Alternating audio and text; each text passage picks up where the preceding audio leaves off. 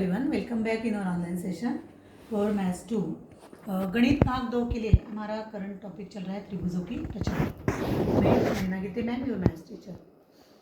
देखो बच्चों, त्रिभुज की रचना में इसके पूर्व सेशन में हमने देखा कि दूसरी रचना हमने त्रिभुज की देखी। उसमें हमने देखा कि त्रिभुज का आधार हमें दिया गया है, त्रिभुज के आधार के लगत का एक कोण हमें दिया था और शेष दो भुजाएं होती हैं उनका अंतर हमें दिया था, बराबर है। तो उसकी रचना हमने वहाँ पे देखी है। मुझे आशा है कि आप लोगों ने उसकी प्रैक्टिस की होगी। आज हम त्रिभुज की तीसरी रचना देखेंगे। मैं हर एक प्रश्न संग्रह में से एक एक रचना का एक उदाहरण ले रही हूँ। बाद में हम वापस तीनों साइमल्टेनियसली रचनाएं करेंगे अगले सेशन में। तो आज की हमारी रचना नंबर 3, त्रिभुज की परिमिति तथा आधार के दोनों कोण देने पर हमें त्रिभुज की रचना करनी है। वापस सुनो, त्रिभुज की परिमिति हमें दी है, परिमिति तथा आधार के दोनों कोण, यानी कि हमें आधार दिया नहीं है। इसके पूर्व दो रचनाएं में हमें आधार दिया था, आधार का एक कोण दिया था। अभी हमें यहाँ पे आधार ही नहीं दिया है, लेकिन त्रिभुज की परिमिति हमें दी है। त्रिभुज की क्या दी है आपको? परिमिति दी है। यानी कि त्रिभुज परिमिति क्या होती है, पता है ना आपको? त्रिभुज की परिमिति यानी कि त्रिभुज के तीनों भुजाओं का योगफल, त्रिभुज के तीनों भुजाओं का योगफल होता है, ये सबको पता है, राइट। तो हम उदाहरण देखते हैं। त्रिभुज पी क्यू आर में कोण क्यू 70 अंश, कोण आर 80 अंश, P Q plus Q R plus P R बराबर 9.5 सेंटीमीटर। यानी कि ये क्या है? आपकी परिमिति है, तीनों भुजाओं का योगफल, उसे परिमिति है। अब ये रचना कैसी होगी, पहले मैं कच्ची आकृति आपको दिखाती हूँ, उसके आधार पर मैं पहले एक्सप्लेन करती हूँ, फिर रचना की तरफ हम जाएंगे। ये जो रचना होगी, आपका जो त्रिभुज होगा, ये मैं कच्ची आकृति निकाल रही हूँ, ध्यान दो। इस तरह से आपकी जो कच्ची आकृति होगी,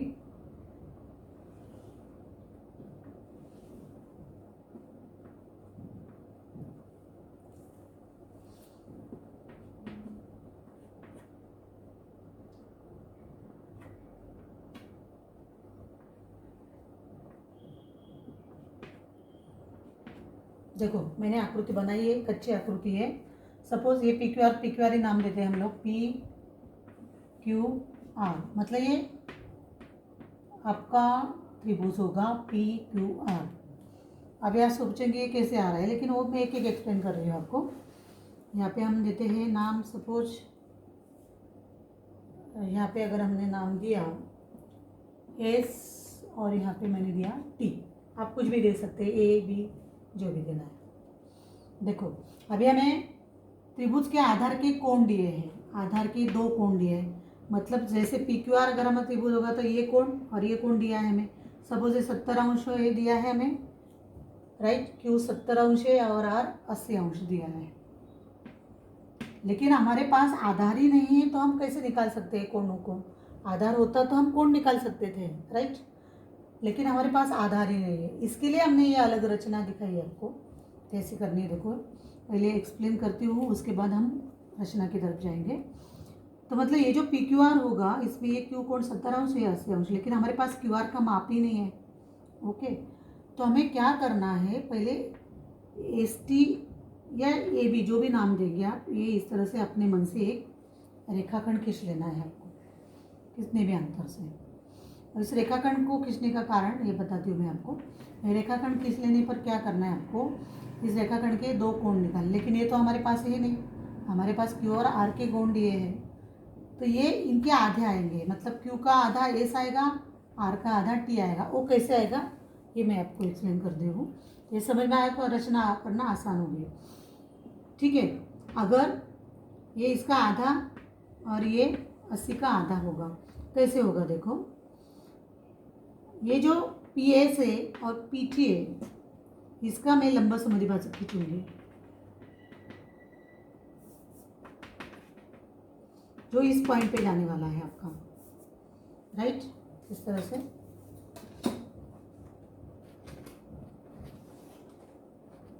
ये हो गया उसका लंबा समद्विभाजक, और यहाँ पे उसका हो गया ये लंबा समद्विभाजक।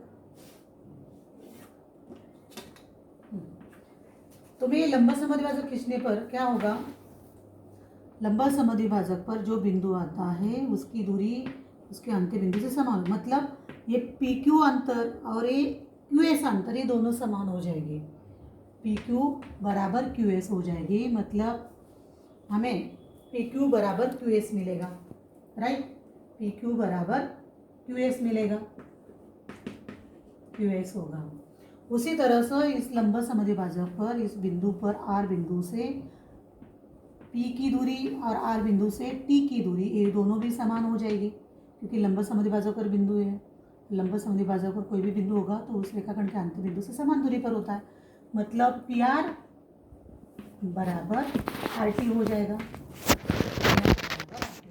अगर ये दोनों भुजाएं पी क्यू एस की दोनों भुजाएं समान होगी तो ये समद्विबाहु त्रिभुज हो गया।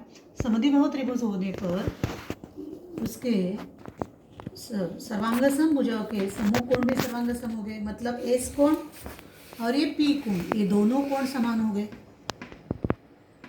ओके, और पी आर टी में पी आर सर्वांगसम पी टी है, तो ये दोनों कोण भी सर्वांगसम हो गए समद्विबाहु त्रिभुज का प्रमेय से, मतलब सर्वांगसम भुजा के सम्मुख कोण सर्वांगसम हो गए।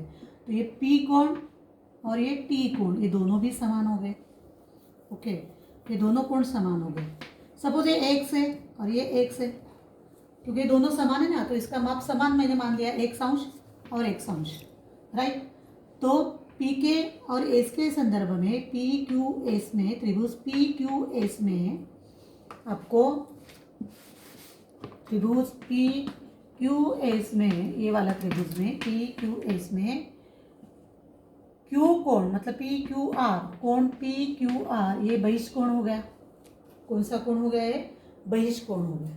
अभी बहिष्कोण का माप पता है आपको? बहिष्कोण का माप जो होता है उसके दुरुस्त अंतःकोण के योगफल के बराबर होता है। तो इस क्यू कोण का ये जो बहिष्कोण मैंने बताया पी क्यू एस का, तो इसका जो माप होगा, ये पी उसका दुरुस्त अंतःकोण है, एस उसका है, दोनों का माप एक्स एक्स लिया है मैंने, एक्स प्लस एक्स अंश होगा, राइट। लेकिन हमारे पास पी क्यू आर है 70 अंश है, 70 अंश बराबर 2 एक्स अंश, देयरफॉर एक्स बराबर 70/2 बराबर 35 अंश होगा। इसलिए ये कोण इसके आधा मतलब 35 अंश आएगा आपका, ये भी 35 अंश आएगा। तो इसलिए मैंने कहा कि इस कोण से आधा कोण हमें यहाँ पे खींचना है, जो इसका आधा है। कैसा है, समझ में आया? इस तरह से इस त्रिभुज के संदर्भ में है, पी आर टी के संदर्भ में है, ये दोनों कोण समान हो गए, वाई वाई अंश हो गए। तो वापस पी आर क्यू ये उसका बहिष्कोण हो गया। तो उसका जो त्रिभुज, यहाँ पे मैं रब करती हूँ,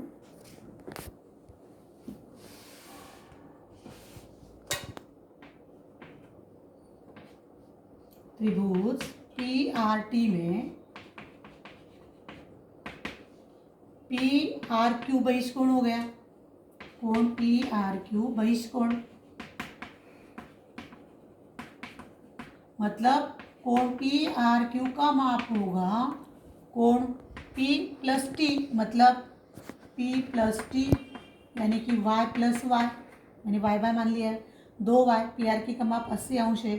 तो वापस मेरा कैलकुलेशन होगा y बराबर 80/2 बराबर 40 अंश, ये हो गया 80 अंश, y plus Y 2y, right. मैंने यहाँ पे डायरेक्ट किया है y बराबर 80/2 40, इसलिए आपको ये कोण 40 अंश का निकलना है, मतलब इसका आधा कोण, और 70 जो दिया है इसका आधा कोण इधर का निकलना है, तो आपको बराबर पी क्यू आर त्रिभुज मिल जाएगा, ठीक है। तो इस तरह से ये इसका एक्सप्लेनेशन है।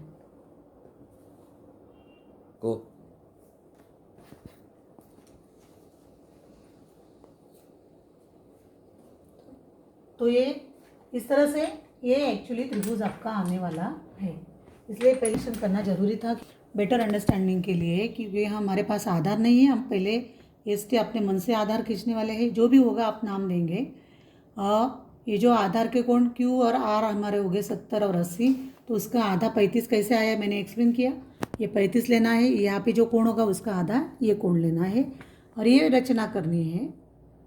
और उसके बाद पी एस का लंबा समद्विभाजक खींचना है। लंबा समद्विभाजक एस टी पर जहाँ पे होगा वहाँ पे क्यू बिंदु और PT का लंबा समद्विभाजक खींचना है, जो इस ST पर यहाँ पे जो प्रतिच्छेद होगा वहाँ पे R बिंदु देना है और PQ जोड़ना है और PR जोड़ना है।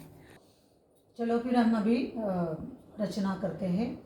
क्या क्या समझ लो। त्रिभुज PQR में कोण Q 70 अंश, कोण R 80 अंश, ये आधार के कोण है। और PQ plus QR plus PR यानी कि परिमिति तीनों भुजाओं का योगफल 9.5 सेंटीमीटर दिया है। आ रहा है समझ में। आपको ST जो खींचना है, जो परिमिति की जो लंबाई होगी वही खींचना है हमें। ST जो खींच लेंगे हम लोग, वो जो परिमिति की जो लंबाई दी होगी वही लंबाई हमें यहाँ पे खींचनी है। समझ आ रहा है। मैंने पहले कहा कि आधार नहीं दिया है, हमें एक लंबाई खींच लेनी है जो परिमिति का माप होगा। परिमिति जितनी दी जाएंगी उसका पहले आधार खींच लो। जैसे 9.5 दिया है तो 9.5 का निकाल लो। ओके, इस तरह से आपको 9.5 सेंटीमीटर।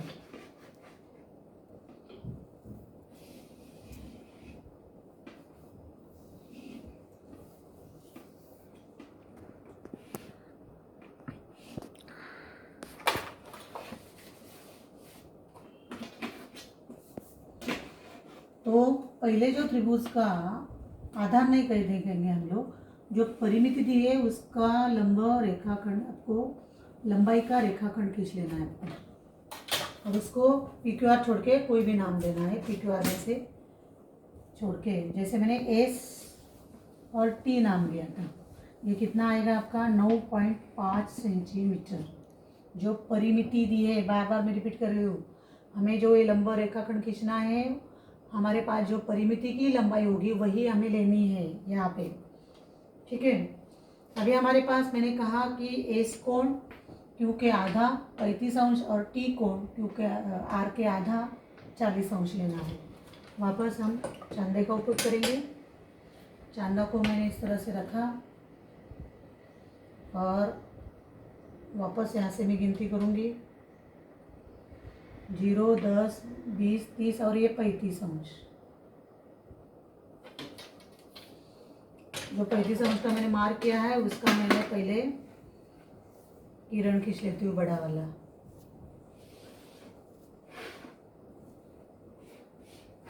उसको कुछ गिनना नहीं आपको, ये मैंने मार्क किया था, ये किरण मैंने खींच लिया, हो गया मेरा 35 अंश, 70 का आधा। अभी हमें T कोण खींचना है। यहाँ पे हम चांदा रखेंगे T के साइड से। अब तक हमने इधर से कोण खींचे थे, अभी हमें T बिंदु से कोण खींचना है T का। तो मेरा चांदा इस तरह है। अभी मेरी रेखाखंड इधर इस बाजू में आई तो मैं कहाँ से गिनती करूँगी? इधर से चलेगा क्या? नहीं होगा, मेरा गलत हो जाएगा।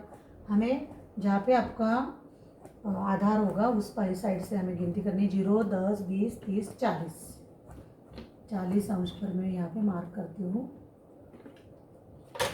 और T बिंदु से हमें क्या करना है? यहाँ पे किरण खींच लेना है, बड़ा वाला।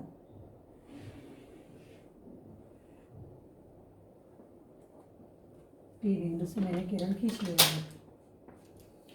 अभी दोनों किरण यहाँ पे मैंने मार्क लेती हूँ, कितना है मेरा? 40 अंश। ये दोनों किरण एक दूसरे को इस बिंदु में प्रतिच्छेद करेंगे। इसको PQR में से P बिंदु का नाम देना है। P बिंदु। अब हमें Q और R कहाँ पे लेना है? मैंने कहा है PS का लंबा समद्विभाजक और PT का लंबा समद्विभाजक खींचना है। वापस हमें राउंडर लगेगा, राउंडर लेना है। पहले PS का लंबा समद्विभाजक खींचो। पॉइंट होगा S बिंदु पर। ये कहाँ पे होगा? S बिंदु पर। PS अंतर से मतलब आधे से ज़्यादा अंतर आपको लेना है। आधे से ज़्यादा राउंडर में अंतर लेकर ऊपर की ओर और नीचे की ओर हल्के से मार्क करना है आपको। वापस P पर मैंने रखा, PS का खींच रही हूँ मैं। इसको क्रॉस करने वाला दूसरा चाप और इसको क्रॉस करने वाला दूसरा चाप होगा। ये वापस एक बार खींच लेती हूँ मैं, छोटा हो गया। हाँ, दोनों यहाँ पे मिले मेरे।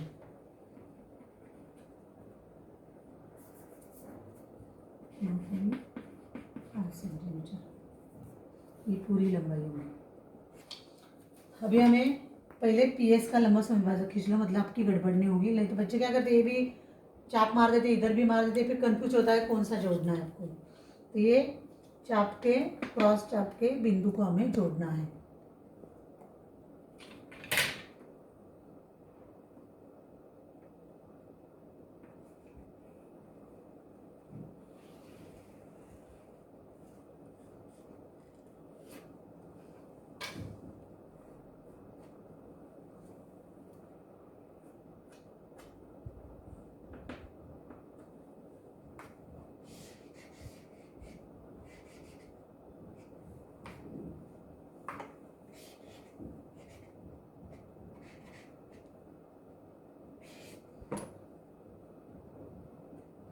ये दोनों क्रॉस चाप हुए, चाप एक दूसरे को जहाँ पे क्रॉस हुए, प्रतिच्छेद हुए, उस बिंदु से मैं लंबा समविभाजक खींच लेती हूँ। यहाँ पे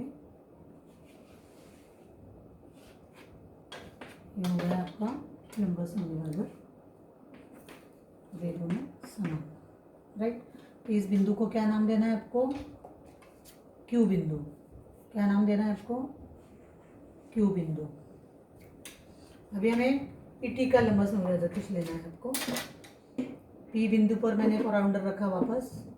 अभी PT का खींचना है, मतलब आधे से ज़्यादा PT का अंतर जो है उससे आधे से ज़्यादा हमें अंतर लेना है। हल्का सा चाप इधर से, हल्का सा चाप नीचे की ओर, बड़े वाले खींचना है लेकिन हल्के खींचना है, मतलब लाइट खींचना है आपको। ये इसको क्रॉस करने वाला और ये इसको क्रॉस करने वाला, ये हो गए दोनों चाप। देखो गड़बड़ हो जाती है इधर से उधर, ये आधे से ज़्यादा,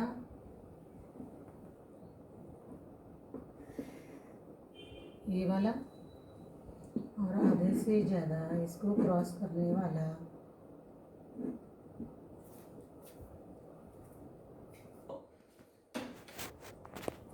देखो अभी ये मैंने PT का लंबा समविभाजक के चाप खींच लिए यहाँ पे, तो मुझे उसका लंबा समविभाजक खींचना है। ये यहाँ पे मिल रहे हैं, यहाँ पे दोनों चाप मिल रहे हैं, ओके।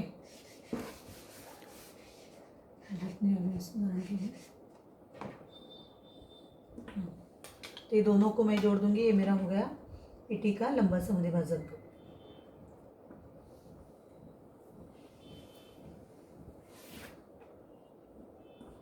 यहाँ पे, यहाँ पे ये देखो इतने सारे चाप आ रहे हैं, इसलिए मैंने बोला है कि आप हल्के से हाथ से चाप खींच लो, हल्के हाथ से चाप खींच लो, ओके। अभी मैं चाप को थोड़ा सा मिटा देती हूँ अंदर की साइड से जो आए हैं, मतलब आपको समझ में आना चाहिए, ठीक है। तो ये यहाँ पे क्रॉस हुआ था दोनों, तो इससे मैंने ये लंबा समविभाजक खींच लिया, ये भुजा और ये भुजा समान हो गई। अभी हमें क्या करना है बच्चों, ये P और यहाँ पे जो बिंदु आया, जैसे यहाँ पे Q दिया, तो यहाँ पे हमें क्या बिंदु देना है आपको? R बिंदु। क्या लिखना है आपको? R। अभी P और Q बिंदु को जोड़ देंगे,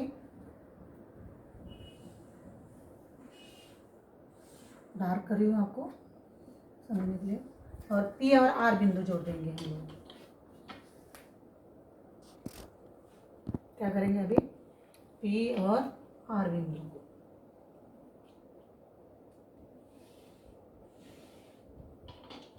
मतलब P Q R, ये हमारा अभिष्ट मतलब त्रिभुज हो गया जो हमने खींचना था, अभिष्ट त्रिभुज हो गया, यानी कि जो हमें चाहिए था P Q R। ये अगर आप गिनेंगे तो ये बराबर 70 अंश आएगा, और ये आप चांदा की सहायता से गिनेंगे तो ये बराबर 80 अंश आएगा। तो बिना आधार से हमने परिमिति के आधार पर हमने यहाँ पे त्रिभुज की रचना की है। P Q R, सिर्फ हमारे पास परिमिति थी और आधार के दो कोण थे। आधार पता नहीं था, हमने त्रिभुज की परिमिति की लंबाई से एक रेखाखंड खींच लिया, और ये इसके कोण, इस मेन त्रिभुज के कोण से आधे आधे हमने लिए। कैसे आते हैं मैंने एक्सप्लेन किया है आपको, वो अच्छे से समझ लो। मेन रचना वापस मैं एक बार दोहरा रही हूँ। पहले जितनी परिमिति ली है उसका लंबा रेखाखंड खींच लो। जो आधा के कोण दिए हैं, जैसे क्यू का 70 है तो उसका आधा इस बाजू से कोण खींच लो, इसका आधा इस बाजू से कोण खींच लो। और दोनों किरण जहाँ पे प्रतिच्छेद होंगे वहाँ पे त्रिभुज का पी क्यू आर में से पी बिंदु नाम दे दो। फिर पी एस और पी टी का लंबा समद्विभाजक खींच लो, और पी एस का लंबा समद्विभाजक जहाँ पे जिस बिंदु पे एस टी पर प्रतिच्छेद होगा वहाँ पे क्यू नाम दो, और पी टी का लंबा समद्विभाजक एस टी रेखाखंड पर जहाँ पे प्रतिच्छेद होगा वहाँ पे आर नाम दो। पी और क्यू जोड़ दो, पी और आर जोड़ दो, इस तरह से पी क्यू आर की रचना हो जाएगी। आज के लिए इतना ही। Thank you.